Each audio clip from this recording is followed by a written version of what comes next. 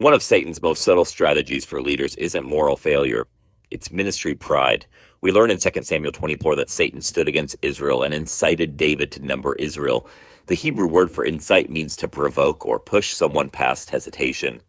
Satan didn't force David to rebel, but he nudged him towards self-reliance, and David walked the rest of the way. Not to sin boldly, but to count quietly, to trust metrics over mercy and lean on numbers instead of kneeling in dependence.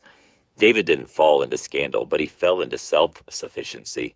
Even Joab, the battle-hardened pragmatist, saw it coming and said, "Why does my lord the king delight in this?" That word delight, it haunts me. David wasn't just collecting data, he was feeding his ego, measuring what only God could multiply. And it still happens today.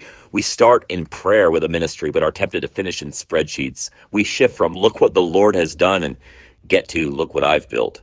Jesus never took a census. He didn't count converts. He carried a cross. He didn't measure the crowd, but he emptied himself. But where David sinned, grace abounded. Watch what happens. David bought a threshing floor to build an altar so that the plague might be averted. But why is this so significant?